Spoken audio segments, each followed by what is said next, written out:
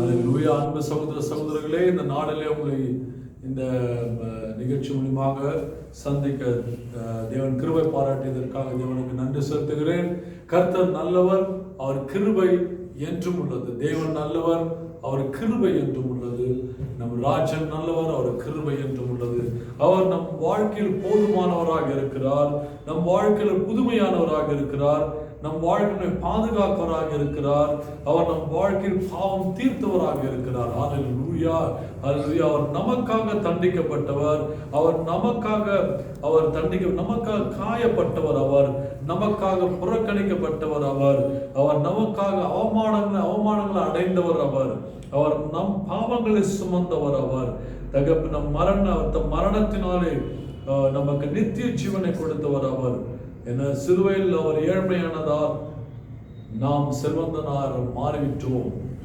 சாபங்களை அவர் சுமந்து கொண்டதால் நான் ஆசீர்வாதத்தை பெற்றுக்கொண்டோம்.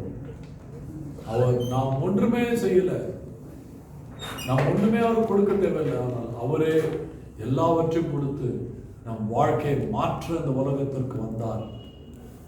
தேவனுடைய சித்தத்தை நம் வாழ்க்கையில் செயல்படுத்த நம் வாழ்க்கையில் வந்தவர் அவர். இன்றைக்கு இந்த செய்தியை கேட்கும் உங்களை மென்மையும் தேவன் ஆசீர்வதிப்பாராக. உங்கள் குடும்பத்தில் ஒரு விசேஷமான ஆசீர்வாதம் உண்டாகுவதாக. உங்கள் குடும்பத்தில் ஒரு பெரிய கர்த்தர் போதுமானவராக இருப்பாராக. கர்த்தருடைய சித்தத்துக்குள் இருக்கும் உங்களை சித்தத்துக்குள் அழைத்து வந்து உங்களை அபரிவிதமாய் ஆசீர்வதித்து உங்களை பயன்படுத்துவாராக. கர்த்தர் நாம் வெளிப்படுத்தும்.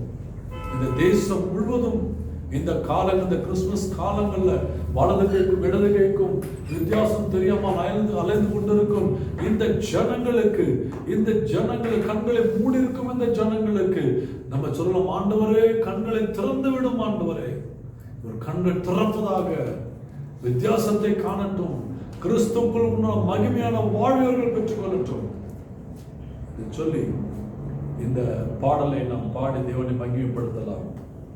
போதுமானவரே, புதுமையானவரே, பாதுகாப்பவரே, என் பாவம் தீர்த்தவரே.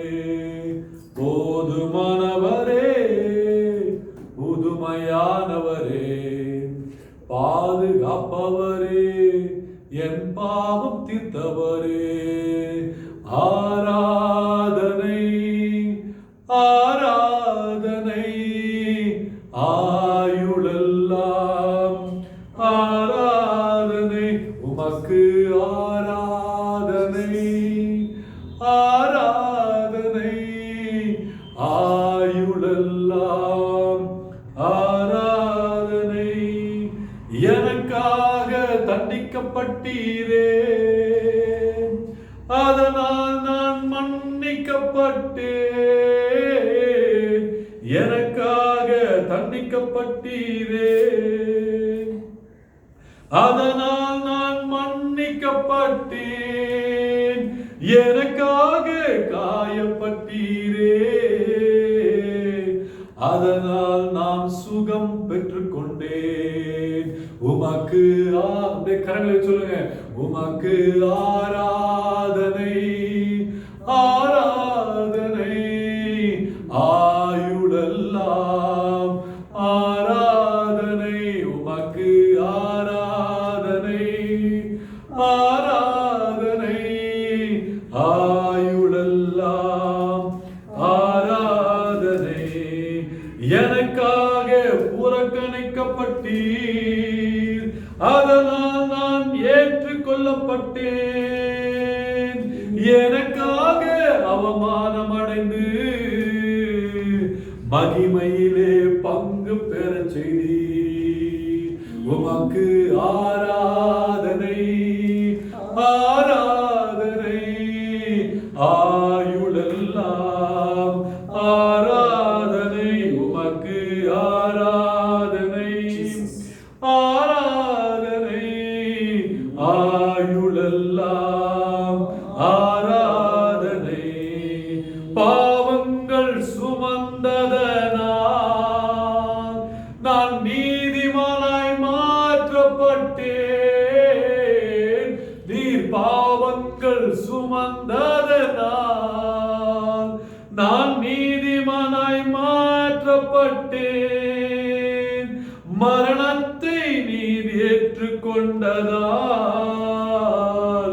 நித்திய ஜீவனை நான் பெற்றுக்கொண்டேன். நீ மரணத்தை ஏற்றுக்கொண்டதால் நித்திய ஜீவனை நான் பெற்றுக்கொண்டேன். உமக்கு ஆராதனை, ஆராதனை, ஆயுளெல்லாம் ஆராதனை. உமக்கு ஆராதனை, ஆராதனை, ஆயுளெல்லாம் ஆராதனை. சிலுவையிலே ஏழ்மையானதால் என்னை செல்வந்தனாய் மாற்றிவிட்டீர். சிலுவையிலே ஏழ்மையானதால் என்னை செல்வந்தனாய் மாற்றிவிட்டீர். நீர் என் சாபங்களை சுமந்து கொண்டதால் நான் ஆசீர்வாதம் பெற்றுக்கொண்டேன் ஐயா. நீர் என் சாபங்களை சுமந்து கொண்டதால் நான் ஆசீர்வாதம் பெற்றுக்கொண்டேன் ஐயா. உமக்கு ஆராதனை. நன்றி செலுத்தி சொல்லுங்க. ஆராதனை, ஆயுளெல்லாம் ஆராதனை. உமக்கு ஆராதனை, ஆராதனை, ஆயுளெல்லாம் ஆராதனை. போதுமானவரே, புதுமையானவரே, பாதுகாப்பவரே, என் பாவம் தீர்த்தவரே. சந்தோஷமா சொல்லுங்க. போதுமானவரே, புதுமையானவரே, பாதுகாப்பவரே, என் பாவம் தீர்த்தவரே. அப்படியே கண்களை மூடு, ரெண்டு கரங்களை வச்சு சொல்லுங்க. உமக்கு ஆராதனை, ஆராதனை, ஆயுளெல்லாம் ஆராதனை. உமக்கு ஆராதனை, ஆராதனை,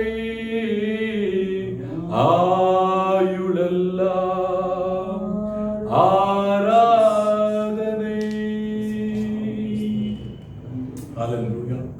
அந்த பாடல் ஒவ்வொரு அடியா நம்ம எடுத்து பாடும் பொழுது எனக்காக தண்டிக்கப்பட்டவர், எனக்காக காயப்பட்டவர், எனக்காக புறக்கணிக்கப்பட்டவர், எனக்காக என் பாவங்களை பலியானவர், எனக்காக மரணத்தை ருசி பார்த்தவர், எனக்காகவே உயிரோடு எழுந்தவர், என் சாபங்களை நீக்கி என்னை ஆசீர்வாதமாய் மாற்றுவதற்காகவே, என்னை நீதிமானாய் மாற்றுவதற்காக, என் பாவங்களை கழுவி போடுவதற்காக, என்னை சுத்திகரிப்பதற்காக.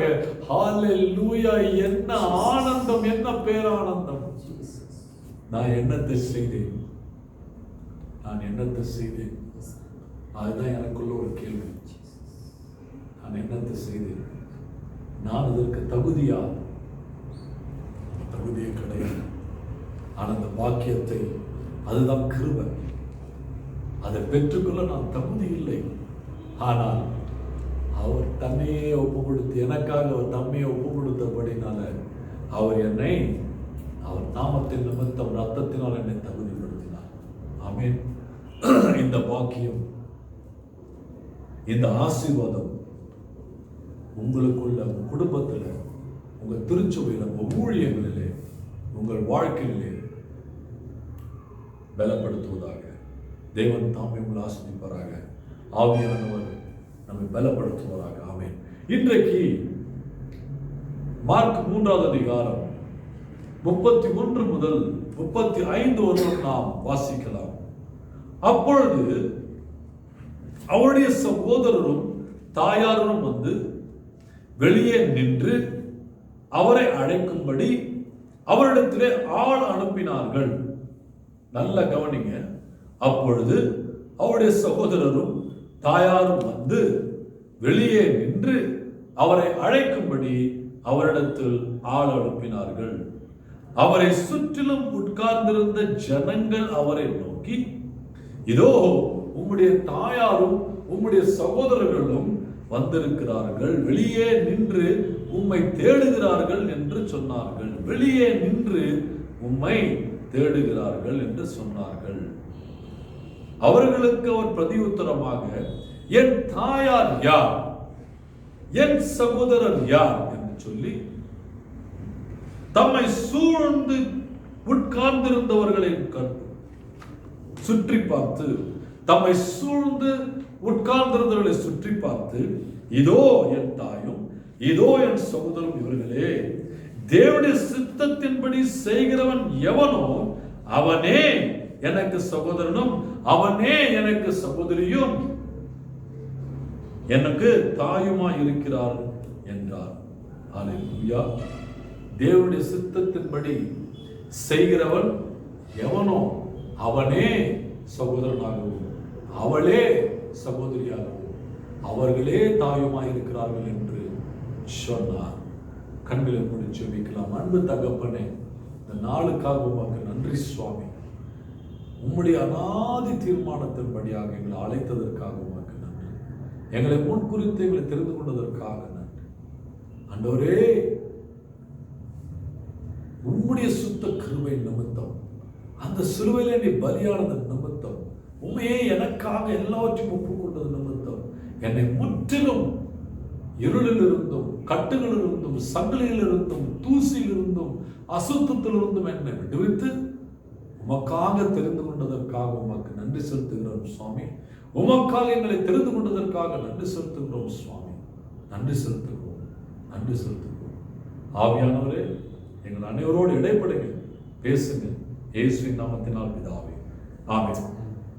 இன்றைக்கு இந்த வசனத்தை வாசிக்கும் பொழுது இங்க பார்க்கிற முதலாம் 37 வசனத்துல இயேசு கிறிஸ்துவின் தாயாரும் சகோதரர்களும் வந்து எங்க இருந்தார்களாம்?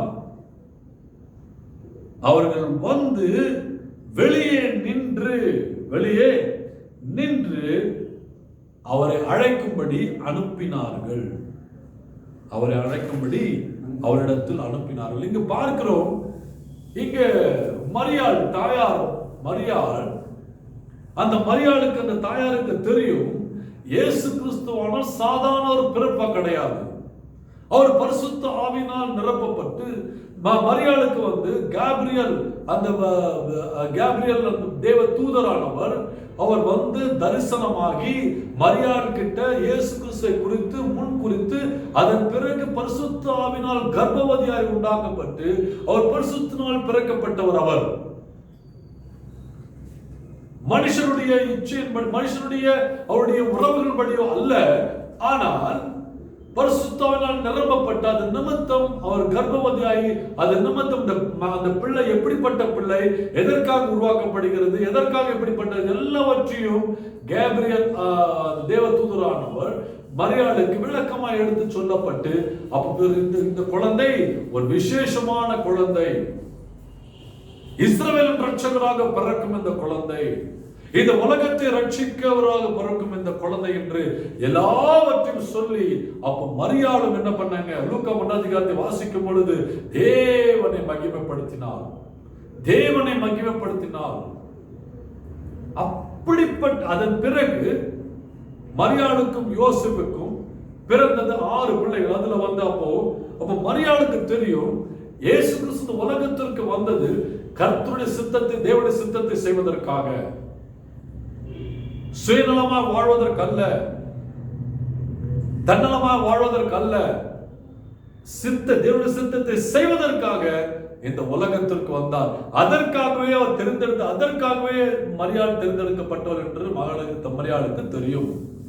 ஆனால் இங்கு பார்க்கிறோம், இயேசு கிறிஸ்துவானவர் அவருடைய சுற்றி இருக்கிற மக்களோடு அவங்களுக்கு தேவனுடைய ராஜ்யத்தை குறித்து பிரசங்கிக்கிறார், தேவனுடைய ராஜ்யத்தை குறித்து விளக்கம் செய்கிறார், அவர்களுக்கு அற்புதங்கள் அதிசயங்களை கொடுக்கிறார், அவர்கள் ரட்சிப்பின் சுவிசேஷத்தை கொடுக்கிறார். ஆனால் எந்த மரியாள் கர்த்தரால் பயன்படுத்தப்பட்டாரோ எங்க இருக்கிறாங்க? வெளியே காணப்படுகிறார்கள், வெளியே காணப்படுகிறார்கள். அநேக சமயத்தில் நம்ம அப்படிதான் இருக்கிறோம். நம்மளுக்கு எல்லாம் தெரியும், தெரிந்திருந்தும் நம்ம என்ன இருக்கிறோம்? நாம் வெளியே காணப்படுகிறோம். இங்க பாத்தீங்கன்னாக்க இயேசு கிறிஸ்து தேவன் இருக்கும் பொழுது அவரை சுற்றிலும் மக்கள் இருந்தார்கள். அப்ப சொல்றாரு, என்னுடைய தாய், என்னுடைய சகோதரர் சகோதரி யார் தெரியுமா? இதோ என்னுடைய சுற்றிலும் இருக்கிறார்களே, இவங்க தான் என்னுடைய சகோதரர்கள், இவங்க தான் என்னுடைய சகோதரிகள், இவங்க தான் என் தாய்மார்கள். ஏனென்றால் இவர்கள் தேவனுடைய சித்தத்தை அறிந்து கொள்ளும்படிக்காக, தெரிந்து கொள்ளும்படிக்காக, அதை கேட்டு விசுவாசிக்கும்படிக்காக ஆவலாய் காத்து கொண்டிருக்கிறார்கள். இவங்க உள்ள இருக்கிறாங்க, ஆனால் அவர்களோ வெளியே காணப்படுகிறார்கள். ஆனால் அதே பெந்தெகோஸ்து நாளைக்கு பிறகு, பெந்தெகோஸ்து நாள்ல இருந்து அதன் பிறகு பாத்தீங்கன்னாக்க இதே வெளியில இருக்கும் மரியாள், இதே வெளியில இருக்கும் சகோதரர்கள், அவர் வாழ்க்கை மாறுகிறது. மாறி என்ன பண்ணுகிறாங்க? அவங்க கர்த்தருடைய சுத்தத்துக்குள் சேவை செய்ய ஆரம்பிக்கிறார்கள். அது யாக்கோபு, ஜேம்ஸ், அது பார்க்கும் பொழுது அவர் என்ன பண்றாரு? அவர் வந்து பாத்தீங்கன்னாக்க அதே ஜேம்ஸ், அந்த ஜேம்ஸ் பாத்தீங்கன்னாக்க இயேசு சகோதரர், அங்க ஜேம்ஸ் புத்தகத்தை எழுதினது அவர் தான். நான் இயேசு கிறிஸ்துவின் ஊழிய சேவகனாக, I am a servant of Jesus Christ. இயேசு கிறிஸ்துவுக்கு நான் ஊழியக்காரனா இருக்கிறேன், வேலைக்காரனா இருக்கிறேன் நான் அப்படின்னு சொல்றாரு. இப்ப எங்க வெளியில இருந்த யாக்கோபு எங்க இருக்கிறாரு? இப்ப உள்ள வந்து சொல்றாரு, எப்ப கர்த்தருடைய சித்தத்தை அவர் அனுபவிக்க ஆரம்பிச்சுட்டாரோ அப்ப இவர் என்ன சொன்னாரு?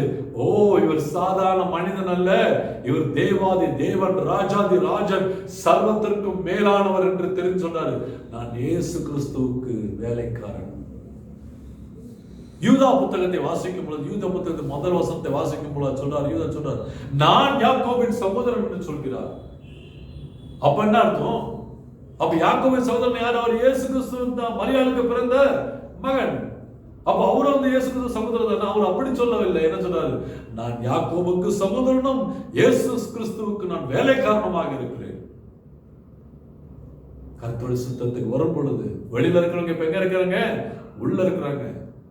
நீங்க அது யோவான் 4வது அதிகாரத்துக்கு வந்து வாசிங்க. யோவான் 4வது அதிகாரத்தில் நான் வாசிக்கும் பொழுது அவங்க பாருங்க, யோவான் 4வது அதிகாரம், யோவான் 4வது அதிகாரம் நீங்க வாசிக்கும் பொழுது, யோவான் 4வது அதிகாரத்துல அப்போ இயேசு கிறிஸ்து அங்கே சொல்றாரு, என்னுடைய 32 வாசிக்கும் போது, அதற்கு அவர், நான் புசிப்பதற்கு நீங்கள் அறியாத ஒரு போஜனம் எனக்கு உண்டு என்றார். நான் புசிப்பதற்கு நீங்கள் அறியாத ஒரு போஜனம் எனக்கு உண்டு என்றார். அப்போது சீஷர்கள் ஒருவரை ஒருவர் பார்த்து, யாராவது அவருக்கு போஜனம் கொடுத்திருப்பாரனோ என்றார்கள். இயேசு அவர்களை நோக்கி, நான் என்னை அனுப்பினவருடைய சித்தத்தின்படி செய்து அவருடைய கிரியை முடிப்பதே என்னுடைய போஜனமாக இருக்கிறது. ஹல்லேலூயா. இங்க இயேசு கிறிஸ்து என்ன சொல்றாருங்க? எப்பா, சாப்பாடு என்னது? என் வயிற்றுக்காக மட்டும் வாழாத. நீ வயிறு எப்படி பார்த்துக்கலாம், நான் எப்படி சாப்பிடணும், எப்படி அதை பத்தி பார்க்காத. என்னுடைய போஜனமானது என்னது? என்னை அனுப்பின பிதாவாக தேவனுடைய சித்தத்தை செய்வதே எனக்கு போஜனம் இருக்கிறது. ஹல்லேலூயா. அப்ப பார்க்கிறோம், அங்க இயேசு கிறிஸ்து இருக்கிறாரு, அங்க பக்கத்துல சூழ்ந்த மக்கள் இருக்கிறாங்க. அவர் உட்கார்ந்துட்டு என்ன பண்றாங்க? அவர் பேசுவதை கேட்கிறாங்க, ஆவலோடு கேட்கிறாங்க. ஆவலோடு கேட்கறது மட்டுமல்ல, இன்னும் உற்சாகத்தோடு கேட்கிறாங்க, இன்னும் ஆர்வமா கேட்கிறாங்க. எதுக்காக கேட்கிறாங்க? அவர்கள் சொல்றாரு, இவர்கள் தேவனுடைய சித்தத்தின்படி என் பாதத்தில் உட்கார்ந்துட்டு இருக்கிறாங்க. நமக்கு எல்லாருக்குமே தெரியும், மரியாள் மார்த்தாள் அந்த கதையை தெரியும். அநேக முறை அதை குறித்து அநேக பிரசங்கம் உண்டு. இங்கு பார்க்கிறோம், மரியாளோ கர்த்தருடைய பாதத்தில் அமர்ந்து கொண்டு கர்த்தர் பேசுவதை கேட்கிறார், கவனமாய் கேட்கிறார், உருக்கமாய் கேட்கிறார். ஆனால் மார்த்தாளோ என்ன பண்றாங்க? அவங்க சமையல் அறையில இருக்கிறாங்க.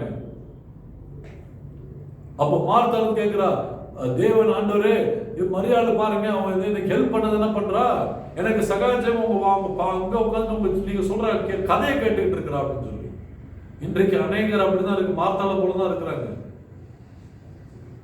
ஏதாவது ஒரு யாராவது நீங்க அநேகர் வந்து பாஸ்டர்களை வந்து பிரேயர் கூப்பிடுறாங்க அப்படின்னு சொன்னாங்க, அந்த வீட்டுல ஒரே இதுதான் என்னன்னாக்க, பாஸ்டருக்கு பிடிச்ச பிரியாணி பண்ணணும், பாஸ்டருக்கு பிடிச்ச ரொட்டியை பண்ணணும், பாஸ்டருக்கு பிடிச்ச களியை பண்ணணும், பாஸ்டருக்கு பிடிச்ச மட்டன் கறியை பண்ணணும், சிக்கன் கறியை பண்ணணும், கபாப் பண்ணணும், பாயசம் பண்ணணும், அவருக்கு பிடிச்ச கொக்கோ கோலா வாங்கிட்டு வரணும், கேம்போ கோலா வாங்கிட்டு வரணும். இதுதான் அவங்களுடைய யோசனை சிந்தைகள் அதிகமா இருக்குதே தவிர, மரியாதை போல என்னுடைய தேவன் என் வாழ்க்கையில் என்ன சித்தம் வைத்திருக்கிறார் என்று நான் அறிந்து கொள்ள வேண்டும். என் வாழ்க்கை வெறுமனையான வாழ்க்கையாக இருக்கிறது. இந்த வெறுமனையான வாழ்க்கை மாற வேண்டும். என் தேவன் சித்தத்தை நான் அறிய வேண்டும். தேவனுடைய சத்தத்தை நான் கேட்க வேண்டும் என்று வாஞ்சியோடு இன்றைக்கு அநேகரை காணும். இங்க சொல்றாரு, இவங்க அந்த விசேஷர்கள் சொல்றாங்க, எவனாவது வந்து சாப்பாடு கொடுத்துருமாயா, இல்லைன்னா இந்த ஆளுக்கு யார் சோறு போடுறாங்க. அற்புதத்தை செய்து அப்பத்தை பிட்டு கொடுத்து 5000 பேருக்கு சாப்பாடு போட்டு எல்லாத்தையும் செஞ்சவர்கள் என்ன சொல்றாங்க, இந்த ஆளுக்கு யார் சாப்பிட போறான், எவனாவது வந்து கொடுத்துட்டு போயிருப்பான். அவ்வளவு கேவலம் போயிட்டாரு. இவரையும் என்ன பண்ணாரு, இப்படிப்பட்டவர்களையும் தேவன் அந்த பெந்தகோஸ்து நாளுக்கு அப்புறம் பாத்தீங்கன்னாக்க அவங்க யாரும் திரும்பிய பார்க்கல. ஏன்னா எல்லாரும் தேவனுடைய சித்தத்துக்கு உட்பட்டவர்களாக இருந்து கர்த்தர் ஒவ்வொருவரையும் பயன்படுத்தினார். ஹல்லேலூயா. ஆனா இன்றைக்கு நம்ம பெந்தகோஸ்து நாளை பின்னாடி போக தேவையில்ல. நம்ம அன்றையில் எந்த நாளைக்கு பெந்தகோஸ்திலே தினத்திலே தேவ ஆவியானவர் ஊற்றப்பட்டாரோ இன்றைக்கும் நம்ம இடத்தில் ஊற்றப்பட்டு இருக்கிறார். அவர் வருகை மற்றும் அவருடைய ஆவி ஊற்றப்படும். ஹல்லேலூயா. அன்றைக்கு ஊற்றப்பட்ட ஆவி என்றைக்கும் எடுக்கப்படாது. கடைசி காலத்துல விசேஷமான அபிஷேகம் உண்டு, அந்த அபிஷேகம் வேறு. ஆனால் அன்றைக்கு ஊற்றப்பட்ட அந்த பரிசுத்த ஆவியானவர் அது அங்கிருந்து பெருகி பெருகி பெருகி பெருகிதான் இன்னைக்கு அநேக தேசங்களிலே அநேக கிராமங்களில் உங்களையும் என்னையும் ரட்சித்தது அன்றைக்கு ஊற்றப்பட்டது அந்த ஆவியிலிருந்து ஊற்றப்பட்டு ரட்சிக்கப்பட்டிருக்கிறோம்.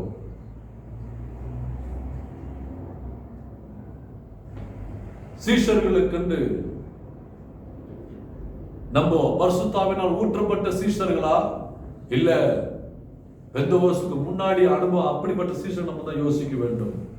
அப்ப இயேசு கிறிஸ்து என்ன சொல்றாரு, நான் என்னை அனுப்பினுடைய சித்தத்தின்படி செய்து அவருடைய கிரியை முடிப்பதே என்னுடைய போஜனமா இருக்கிறது. மார்த்தாளுக்கு என்ன சொல்ல, மார்த்தாளே நீ என்னத்தை சாப்பிடுமோ என்னத்தை கொடுப்போமோ அதுலயே உன் புத்தி இருக்குது, உன் மைண்ட் இருக்க அதுல இருக்குது. ஆனா மேரியோ அவளுக்கு உண்டான நல்ல பங்கை தேர்ந்தெடுத்தாள். ஹல்லேலூயா. அவளுக்கு உண்டான நல்ல பங்கை என்ன நல்ல பங்குங்க, கர்த்தருடைய சித்தத்தை நான் கேட்க வேண்டும், கர்த்தருடைய சித்தத்தின் நடுவில் நான் இருக்க வேண்டும், கர்த்தருடைய சித்தத்துக்கு நான் செவி கொடுக்க வேண்டும், அதை நான் அறிந்து கொள்ள வேண்டும், என் வாழ்க்கை மாற வேண்டும் என்ற ஒரு எண்ணங்களோடு இருக்கிறார். அன்பு சகோதர சகோதரிகளே, நாம் இயேசு கிறிஸ்துவின் ரத்தத்தினால நான் மீட்கப்பட்டேன் என்று சொல்வேனானால் வெளிப்படுத்தல் 5:9 வசனத்தின்படி அவர் ரத்தத்தினால் நம்மை தேவனுக்காக எல்லா ஜாதிகளிலிருந்தும் எல்லா கோத்திரங்களிலிருந்தும் எல்லா தேசங்களிலிருந்தும் உங்களையும் என்னையும் அவர் மீட்டுக் கொண்டிருக்கிறார் என்றால் அவர் ரத்தத்தை விலை கொடுத்திருக்கிறார். அவர் ரத்தத்தினால் விலைக்கரை கொடுத்த நீங்களும் நானும் என்ன பண்ண முடியாது, நாம் மார்த்தாளை போலவோ இல்ல மற்றவர்களை போல இருக்க முடியாது. நமக்கு வெளியில நாம் இருக்க முடியாது. நம்ம எங்க இருக்க முடியும், நான் உள்ளே இருக்க வேண்டும், கிறிஸ்துவுக்குள் நான் வாழ வேண்டும், அவர் சித்தத்துக்குள் நான் இருக்க வேண்டும், அவர் சித்தத்துக்குள் நீங்களும் நான் இருக்க வேண்டும். அன்பு சகோதர சகோதரிகளே, நம்ம ஒரு பாஸ்டர் பிரியப்படுத்துவதற்கோ இல்ல, நம்மளை யாரும் பிரியப்படுத்த வேண்டாம். நாம் பிரியப்படுத்துவது என்னவென்றால் என் தேவனுடைய சித்தத்தை என் வாழ்க்கையில நான் அறிந்து கொள்ள எனக்கு அந்த வாஞ்சியை தாங்க ஆண்டவரே, உங்களுடைய சத்தத்தை நான் கேட்க வேண்டும் ஆண்டவர். இன்றைக்கு அநேகருக்கு வேதத்தை படிக்கிறாங்களே தவிர, அநேகர் வேதத்தை வாசிக்கிறாங்க, வேதத்தை இது பண்றாங்க, ஆனால் வேதத்துடைய காரியங்கள் அவர்களுக்குள்ள கிரியை செய்வதில்லை. ஏனென்றால் அது மேலோட்டமா படிச்சுட்டு ஒரு கதை மாதிரி படிச்சுட்டு போயிடுறாங்க. இது ஒரு கதை போல ஆகுது. வானமும் பூமியும் ஒழிந்து போகும், ஆனால் இந்த வார்த்தையோ என்றைக்கும் ஒழியாது என்று கர்த்தர் வாக்கு கொடுத்திருக்கிறார். இவரே வழியும் சத்தியம் ஜீவனமா இருக்கிறார். அப்படி யாரு இந்த வேதத்தை விசுவாசிக்கும் பொழுது இந்த வேதம் எனக்கு என்ன உண்டாகும், வழியும் சத்தியம் ஜீவனாக உண்டாகும் என்றால் இந்த வேதத்தில் இருக்கும் தேவன் எனக்குள்ள வெளிப்படுவார், மற்றவர்களுக்கு வெளிப்படுவார். யார் கர்த்தருடைய சித்தத்தை செய்கிறாங்க, யார் எனக்கு சகோதரர்கள் சகோதரிகள் தாய்மார்கள், யார் ஒருவர் கர்த்தருடைய சித்தத்தை செய்கிறார்களோ அப்ப அந்த தினத்திலே இயேசு கிறிஸ்துவின் பாதத்திலே அவர் சுற்றி உட்கார்ந்தாங்க. சுற்றி எவ்வளவு சந்தோஷம் பாருங்க. ஒரு தகப்பனை சுற்றி பிள்ளைகள் உட்காரும் பொழுது அந்த தகப்பனுக்கு உண்டான சந்தோஷம் பாருங்க, அது யாராலையும் பிடுங்க முடியாது. அது அவ்வளவு. அப்போ ஒரு தகப்பனுடைய பாதத்துல பிள்ளைகள் சூழ்ந்து உட்கார்வது போல அவர் எல்லாம் சூழ்ந்து உட்கார்ந்துட்டு இருக்கிறாங்க. சொல்றாங்க, அவங்களை தேட வந்திருக்கிறாங்க. சொல்றாரு, எனக்கு தேடது யாரும் வரத்தவில்லை. ஏன்னாக்க நான் தேவனுடைய சித்தத்தை செய்ய வந்தேன். நீங்க தான் எனக்கு யாரு? என்னுடைய சகோதரர்கள், நீங்க தான் என்னுடைய சகோதரிகள், நீங்க தான் என்னுடைய தாய்மார்கள், வேற யாருமே கிடையாது. ஆமென். சரி, அப்போ தேவனுடைய சித்தத்தை எபிரேயர் 13 அதிகாரம், எபிரேயர் 13 அதிகாரம் 20-21 வாசியுங்கள். எபிரேயர் 13 அதிகாரம், தயவுசெய்து எபிரேயர் 13 அதிகாரம். நித்திய உடன்படிக்கையின் இரத்தத்தினாலே ஆடுகளுடைய பெரிய மேய்ப்பரான நம்முடைய கர்த்தராகிய இயேசுவை மரித்தோரிலிருந்து ஏறி வர பண்ணின சமாதானத்தின் தேவன் இயேசு கிறிஸ்துவை கொண்டு தமக்கு முன்பாக பிரியமானதை உங்களில் நடப்பித்து நீங்கள் தம்முடைய சித்தத்தின்படி செய்ய உங்களை சகலவித நற்கிரியைகளும் சீர்பொருந்தினராகுவராக அவருக்கு என்றைக்கு மகிமை உண்டாகுவதாக. பாருங்க, இங்க இந்த வசனத்தை நீங்க நல்லா கவனமா வாசிக்கும் போது சொல்றாரு, அப்ப எனக்கு என்ன உண்டாரப்போ, அப்ப கர்த்தருடைய சித்தத்தில் யார் இருப்பாங்க?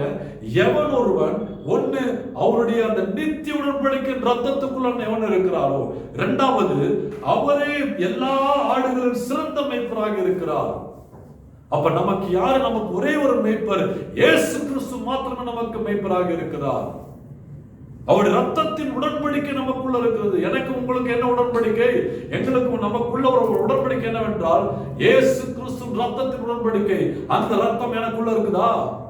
அவருடைய ரத்தம் என் பாவங்களை சுத்திகரிக்கிறது மட்டுமல்ல, அவருடைய ரத்தத்தின் உடன்படிக்கை எனக்குள்ள இருக்கும் பொழுது அந்த உடன்படிக்கையின் கனெக்ஷன், அந்த கனெக்ஷன் நம்மளுக்கு எப்பவுமே இருக்கும், அந்த தொடர்பு இருக்கும். அந்த கவனன்ட், அந்த உடன்படிக்கையானது பலப்படுத்துமே தவிர, ஒரு சங்கிலியை போல கட்டி அது பலப்படுத்துமே தவிர என்ன பண்ணாது? அது அறந்து போகாது. கர்த்தர் தன் உடன்படிக்கையில் உறுதி உள்ள தேவனாக இருக்கிறார். அப்ப எனக்குள்ள இயேசு கிறிஸ்து ரத்தத்தின் உடன்படிக்கை இருக்கிறதா? இருக்குமானால் அப்ப எனக்கு யார் மேய்ப்பராக இருக்கிறார்? என் தேவன் என் மேய்ப்பராக இருக்கிறார். அல்லேலூயா. அப்ப திருச்சபைக்கும் தேவன் மேய்ப்பராக இருக்கிறார். அப்போஸ்தலர் 20 அதிகாரத்துல நம்ம 29-30 வாசிக்கும் பொழுது பரிசுத்த ஆவியானவரே திருச்சபைக்கு மேய்ப்பராக இருக்கிறார், கண்காணிப்பராக இருக்கிறார். அப்போ நம்முடைய சிறந்த மேய்ப்பராக இயேசு கிறிஸ்து எதுக்காக சொல்றாரு அப்படின்னு சொன்னாங்க? அப்போ எதுக்காக பண்ணாங்க? தமக்கு பிரியமானதை நமக்குள்ள நடப்பித்து நாம் தம்முடைய சித்தத்தின்படி செய்ய நம்மை சகலவித நற்கிரியர் சீர்பொருளாக மாற்றும்படிக்காக. சகலவித நற்கிரியர்கள் நம்ம வாழ்க்கையில ஒரு நற்கிரியை குறையாதபடிக்கு சகல விதமான நற்கிரியைகளை நாம் சீர்பொருந்தினமாக. We have to be perfect and receive that graciousness. அப்ப நம்ம என்ன பண்றாரு? நம்மளை சுத்திகரித்தவர் தம் ரத்தத்தினாலே எனக்கு சகலவித நற்கிரியை நான் தேவனாக இருக்கும்படிக்காக என்னை அழைக்கிறார். அவர் சித்தத்தில் என்ன உண்டு? அவர் சித்தத்தில் இந்த உடன்படிக்கை நமக்குள்ள இருக்குதா நம்ம பரிசோதித்து பார்த்துக் கொள்ள வேண்டும். இருப்போமானால் எனக்கு அந்த ரத்தத்தின் உடன்படிக்கை இருக்குது அப்படின்னு சொல்லுவாங்க. அப்போ கண்டிப்பாக எனக்கு அடுத்த வாக்கியம் என்னது? அடுத்ததுனாக்க தேவனுக்கு பிரியமானதை என்னுடைய வாழ்க்கையில் அவர் நடப்பது மட்டுமல்ல, அவருடைய சித்தத்தின்படி நாம் சகலவித நற்கிரியைகளும் சீர் பொருந்தினவர்களாக இருக்கும்படிக்காக நாம் அழைத்திருக்கிறார். அவர் சித்தத்துக்குள் நான் இருக்கும் பொழுது, when I am in the center of his will, he will equip me to do every good things that is pleasing to him. Hallelujah. That will benefit me. நம்மளை என்னைக்காவது கைவிட மாட்டார். மனுஷன் போல இல்ல, நம்மளை யூஸ் பண்ணிட்டு த்ரோ பண்ற ஆண்டவர் கிடையாது அவரு. ஹalleluya. அவர் நம்மளை யூஸ் பண்ற மனுஷன் தாங்க. நல்லா யூஸ் பண்ணிட்டு என்ன பண்ணுவான்? தூக்கி போட்டுருவான் வேண்டாம்னு சொல்லி பின்னாடி போய் குத்துவான். என் தேவன் என்னை குத்த மாட்டாரு.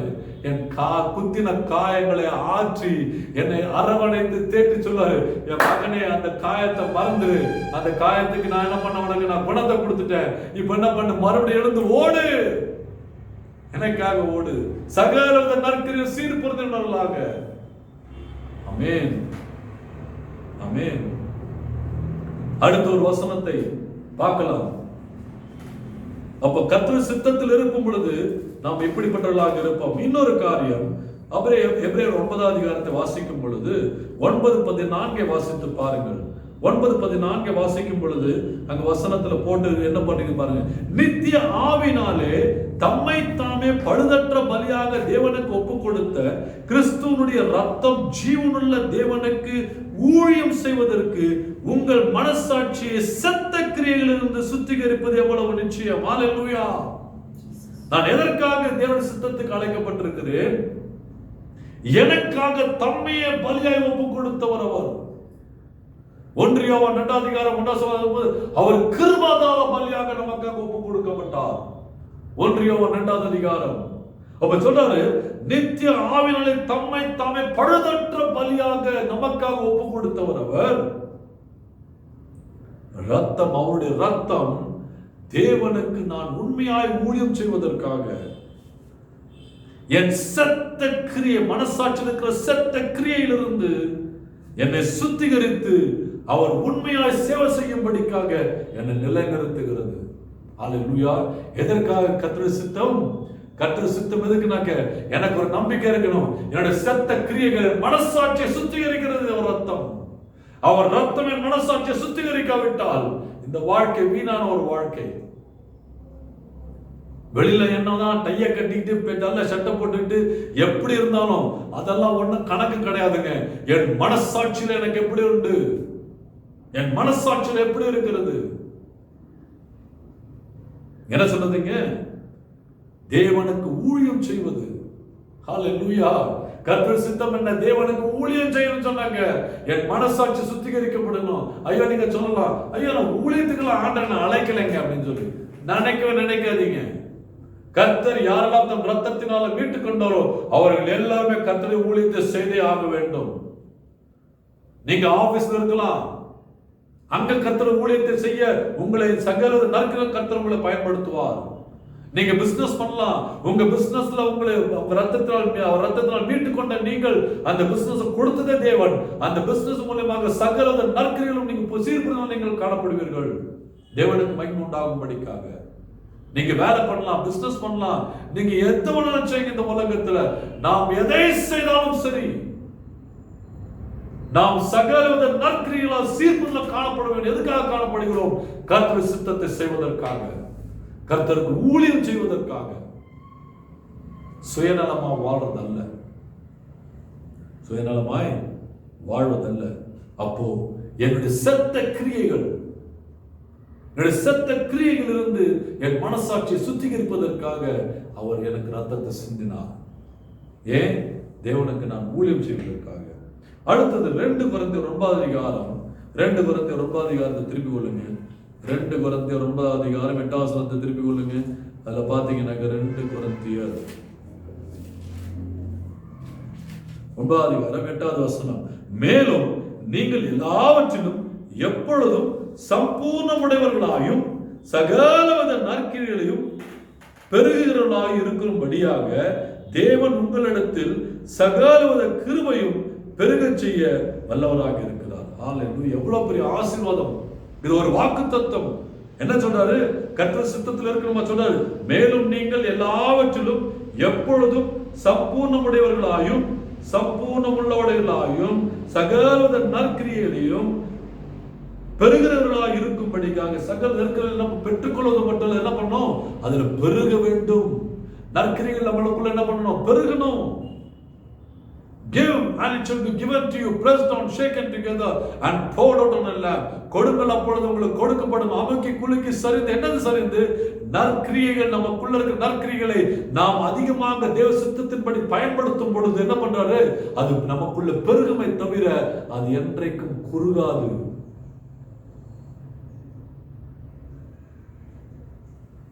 தேவன் உங்களிடத்தில் சகலவித கிருபையும் பெருகச் செய்ய வல்லவராக இருக்கிறார். அப்போ அவர் சித்தத்துக்கு நான் ஒப்பு கொடுக்கும் பொழுது தேவன் எனக்கு சகலவித கிருபையும் எனக்கு தருகிறார். எல்லா கிருபையும் எனக்கு பெருகச் செய்கிறார். எல்லா கிருபையும் பெருகச் செய்கிறார். எல்லாவித கிருபைகளையும் எனக்குள்ள பெருகச் செய்கிறார்.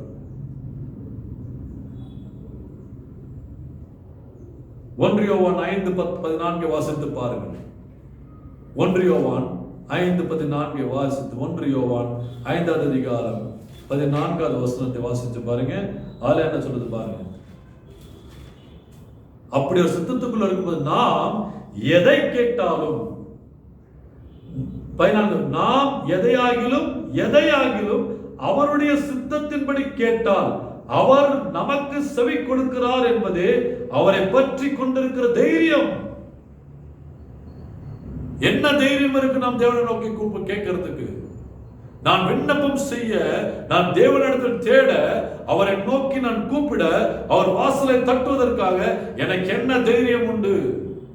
என்ன தைரியம் தெரியுமா? நமக்கு ஒரே ஒரு தைரியம் தான். அவர் ரத்தத்தின் உடன்படிக்கையினால என் மனசாட்சி சுத்திகரிக்கப்பட்டிருக்கிறது. அந்த தைரியம் நமக்கு உண்டா இருக்கும் பொழுது, அந்த மனசாட்சி சுத்திகரிக்கும் பொழுது, நான் தேவனுக்கு சேவை செய்கிற அந்த உறுதி நமக்குள்ள இருக்கும் பொழுது, அவர் சித்தத்துக்குள் நான் இருக்கிற நம்பிக்கை எனக்குள்ள இருக்கும் பொழுது என்ன சொன்னாரு? நீங்கள் எதையாகிலும் கேட்டுப்பாரு. அவர் சித்தத்தின்படி கேட்டுப்பாரு. அவர் சித்தத்தின்படி கேட்டாக்க என்ன சொல்றாரு? அவர் நமக்கு செவி கொடுக்கிறார் என்பதே நமக்கு உண்டான தைரியம். ஹல்லேலூயா! என் தேவன் என் விண்ணப்பத்திற்கு செவி கொடுக்கிறார் என்று எனக்குள்ள தைரியம் இருக்குமானால், நம்பிக்கை இருக்குமானால், நிச்சயமாக எனக்கு ஒரு உறுதி உண்டு. என்ன? என் தேவன் மறந்து போகும் தேவன் அல்ல. என் தேவன் புறக்கணிக்கும் தேவன் அல்ல. என் தேவன் தாமதிக்கும் தேவன் அல்ல. என் தேவன் நான் கேட்ட ஜெபத்திற்கு பதில் தந்தே தீருவார். அந்த ஜெபத்தின் பலனை நான் பெற்றுக் கொள்வேன் என்ற உறுதியான நம்பிக்கை நமக்கு உண்டாயிருக்கிறது. நம்பிக்கை உண்டாயிருக்கிறது. யாருக்கு உண்டாகுது? யார் அவர் சித்தத்தின் நடுவில் இருக்கிறார்கள். ஆனால் அவர் சித்தத்தில் பாதத்தில் அமர்ந்திருக்கும் பொழுது அந்த நம்பிக்கை தேவன் நமக்கு தருகிறார். அந்த நம்பிக்கை உங்களுக்கு இன்றைக்கு புதுப்பிக்கப்படுவதாக. ரோமர் 8:28 வாசியுங்கள். நம்ம எல்லாருக்குமே தெரிந்த இந்த வசனம், நல்ல ஒரு வசனம். ரோமர் 8:28 ரோமர் 8:28 வாசித்து பாருங்கள். ரோமர் 8:28 அன்றியும் அவருடைய தீர்மானத்தின்படி அழைக்கப்பட்டவர்களாய், நல்ல கவனிங்க, அன்றியும் அவருடைய தீர்மானத்தின்படி அழைக்கப்பட்டவர்களாய் தேவனிடத்தில் அன்பு கூறுகிறவர்களுக்கு சகலமும் நன்மைக்கு ஏதுவாக நடக்கிறது என்று அறிந்திருக்கிறோம். இந்த வாக்குத்தத்தம் எல்லா வாக்குத்தத்தம் தான். அவர் சித்தத்தை செய்யாமல், அவர் சித்தத்துக்கு என்ன வாழ்க்கை ஒப்பு கொடுக்காமல், அவர் சித்தத்தின் நடுவே என்ன அர்ப்பணிக்காமல் இந்த வசனங்களை யூஸ் பண்ணணும், எல்லாம் ஒன்றும் பலிக்காது. என்ன சொல்றாரு? அன்றியும் தேவனுடைய சித்தத்தின்படியே, அன்றியும் தேவனுடைய தீர்மானத்தின்படி அழைக்கப்பட்டவர்கள். நீங்களும் நானும் தேவனுடைய தீர்மானத்தினால் அழைக்கப்பட்டவர்கள். உங்க குடும்பம், என்னுடைய குடும்பம், நம்முடைய திருச்சபைகள் கர்த்தருடைய தீர்மானத்தினால் அழைக்கப்பட்ட திருச்சபைகள்.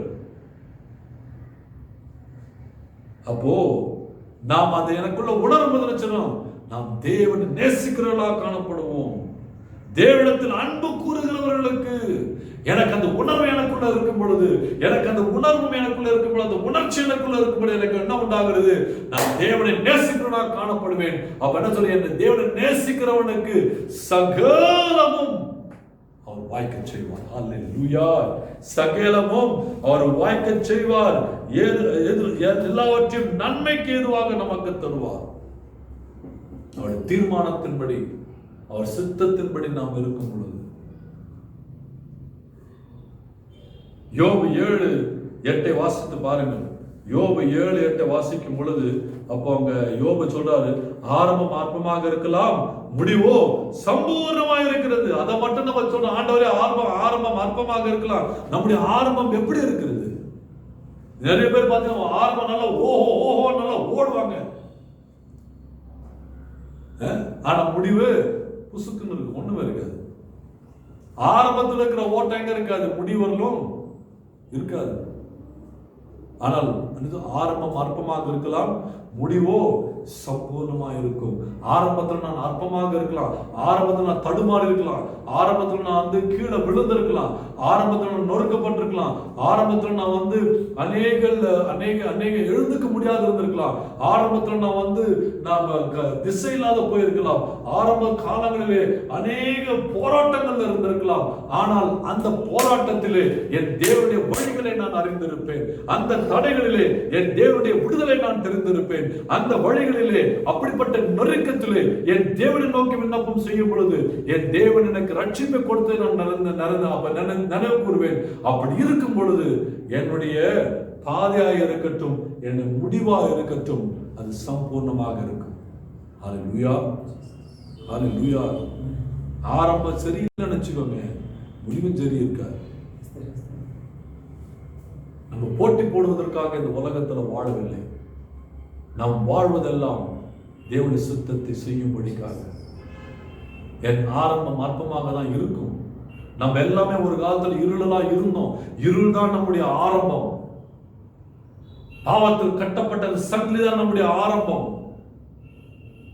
அசுத்தமான துர்நாற்றமான வாழ்க்கை தான் நம்முடைய ஆரம்பம். அதில் என்னை எடுத்தது யாரு? என்னை மீட்டுக் கொண்டது யாரு? என்னை தூக்கியது யாரு? என்னை நடத்தியது யாரு? என்னை விடுதலை செய்தது யாரு என்று நாம் பரிசோதித்து பார்ப்போமானால் நாம் நடக்கிற வாழ்க்கையும் செவ்வையாக இருக்கும், என் முடிவு சம்பூர்ணமாக இருக்கும். ஹல்லேலூயா. கடைசியாக ஒரு வசனத்தை சொல்லி அதன் பிறகு நம்ம ஜெபிக்க இருக்கிறேன். வாருங்கள், யோனா 4வது அதிகாரத்தை திருப்பிக் கொள்ளுங்க. யோனா 4வது அதிகாரம் 9-10 நீங்கள் வாசித்து பாருங்கள். யோனா யோனா யோனா தானியலுக்கு அப்புறம் வருதா யோனா? யோனா சாமி, ஓசியா, யோவேல், ஜக்கரியா, அபாக்கூப், நாகும், மீகாக்கு முன்னாடி நாகும் அப்புறமா ஆமோஸ், நாகும், யோனா. Correct, sorry. இன்றைக்கு பாருங்க, கர்த்தருடைய வார்த்தையெல்லாம் கரெக்டாக வந்தது. தேவனுக்கே ஸ்தோத்திரம்.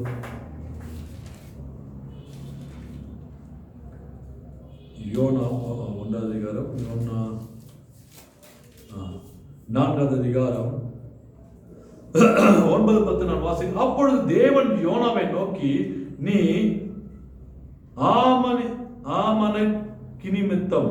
ஆமனுக்கு நிமித்தம் எரிச்சலாய் இருக்கிறது நல்லதோ என்றார். அதற்கு அவன், நான் மரண பரியந்தமும் எரிச்சலாய் இருக்கிறது நல்லதுதான் என்றான். அதற்கு கர்த்தர், நீ பிரயாசப்படாததும் நீர் வளர்க்காததும் ஒரு ராத்திரிலே முளைத்ததும் ஒரு ராத்திரிலே அழிந்து போனமான ஆமனுக்காக பரிதரிப்பிக்கிறாயே. வலது கைக்கும் இடது கைக்கும் வித்தியாசம் அறியாத 120,000 பேருக்கு அதிகமான மனுஷரும் அநேக மிருக ஜீவன்களும் இருக்கிற மகாநகரமாகிய நினைவைக்காக நான் பரிமிதியாமல் இருப்பேனோ என்றார். இங்க பாருங்க, ஒரு மரத்தை வளர்க்கவும் முடியாது, நம்ம அதுல கனியும் கொடுக்க வைக்க முடியாது. மனுஷனால என்ன பண்ண முடியாது? விதைக்கத்தான் செய்ய முடியுமே தவிர அதை என்ன பண்ண வளர்க்க முடியாது. அப்ப ஆண்டவர் சொல்றாரு, யோனாவே, நீ ஏன் அதை பத்தி, நீ ஒரு ராத்திரில பூத்தது, ஒரு ராத்திரில முளைச்ச அந்த மரம் அடுத்த ராத்திரில அழிஞ்சு போச்சு. அப்ப நீ அதை குறிச்சு எரிச்சல் படுற. அதை நீ நடவும் செய்யல, நீ என்ன பண்ணல, நீ அதை வளர்க்கவும் செய்யல, நீ ஒண்ணும் செய்யல. ஒண்ணும் செய்யாத உனக்கு ஒரு சாதாரண மரத்து மேல எரிச்சல் இருக்குமானால் கேட்டா நான் மறிச்சு போகணும்னு சொன்னாங்க. அப்போ இந்த பட்டணத்திற்கு 1,20,000க்கு மேற்பட்ட மக்களும் இதுல இருக்கிற மாடுகள் குறித்து நான் கவலைப்படாது இருப்பேனோ? ஏன்? தேவன் எல்லா மனிதனுக்கும் தேவனாகிய கர்த்தர். அப்போ யோனா சொல்றாரு, நீ சும்மா நான் உன்னோட பிரச்சனையை பார்த்து நீ உட்காராத, உன் பிரச்சனையை விட்டு வெளியே வா. அப்ப ஆண்டவர் என்ன சொல்ற, நான் எதை காண்கிறேனோ நீ அதை காண வேண்டும். கர்த்தருடைய சித்தத்தில் நாம் இருக்கும் பொழுது தேவன் எதை காண்கிறோரோ அதை நாம் காண்போம், தேவன் எதை சிந்திக்கிறோரோ அதை நாம் சிந்திப்போம். அதனால்தான் வேதம் கூறுகிறது, என்னது, கிறிஸ்துவின் சிந்தையோடு நாம் இருக்க வேண்டும். கிறிஸ்துவின் எண்ணத்தில் இருக்க வேண்டும். கிறிஸ்துவின் சிந்தை நமக்குள்ள இருக்கும் பொழுது தேவன் அதை பார்க்கிறதை பார்ப்போம், தேவன் அதை சிந்திக்கிறதை சிந்திப்போம், தேவன் அதை புறக்கணிக்கிறார் நாம் புறக்கணிப்போம், தேவன் அதை செய்கிறார். சில பேர் ஓவரா பண்ணிடுவாங்க, ஓவரா பண்ணி மகா பரிசுத்தமாயிடுறாங்க. இந்த மகா பரிசுத்தமான கதையெல்லாம் வேண்டாம். நாம் எல்லாருமே அந்த மகிமைக்கு குறைப்பட்டவர்களாக காணப்படுகிறோம்.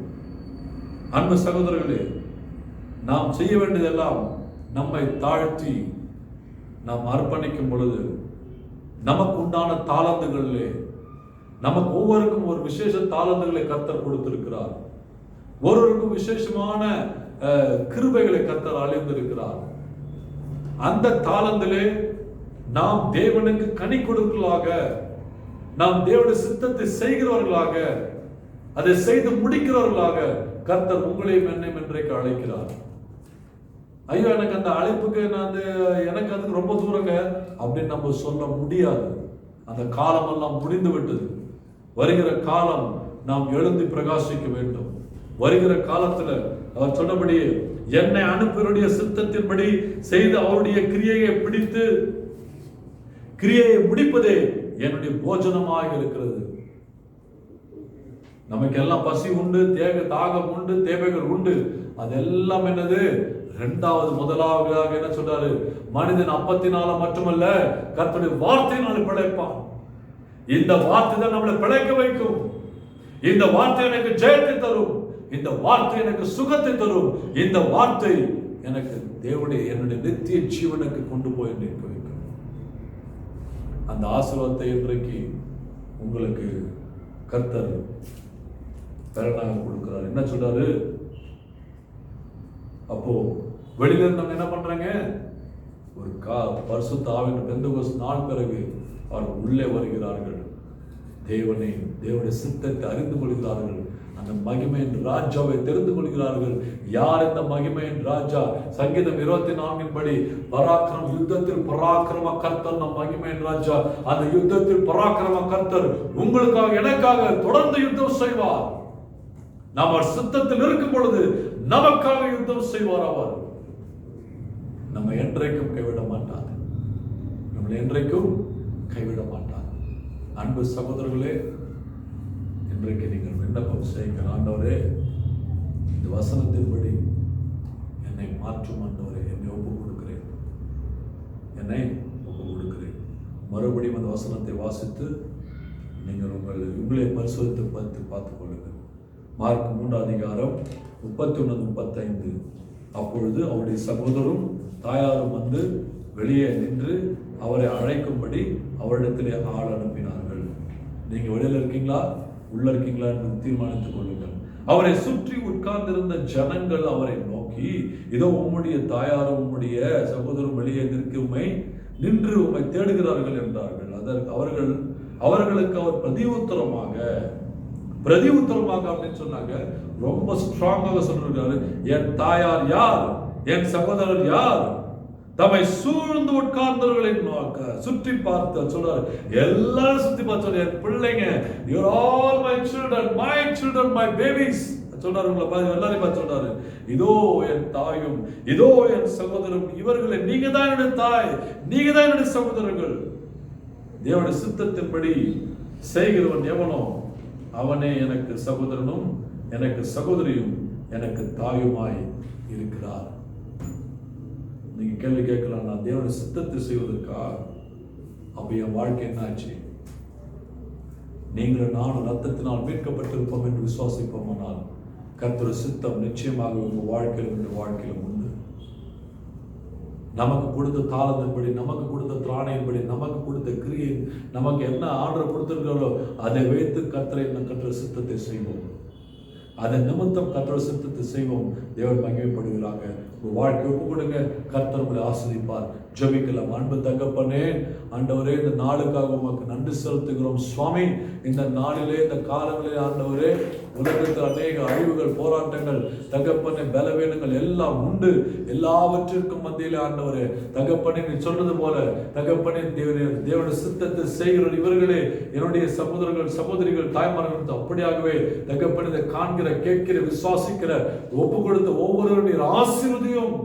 இந்த குடும்பத்தை ஆசீர்வதியும். தகப்பனே சகல நற்கிரிகள் இவர்களுக்கு உண்டாயிருக்கட்டும். அந்த நற்கிரிகள் இவர்களுக்குள் பெருகச் செய்வீராக. அது பெருகட்டும் இவர்களுக்குள்ள ஆண்டவரே. ஒவ்வொருவரையும் ஆசீர்வதியும்.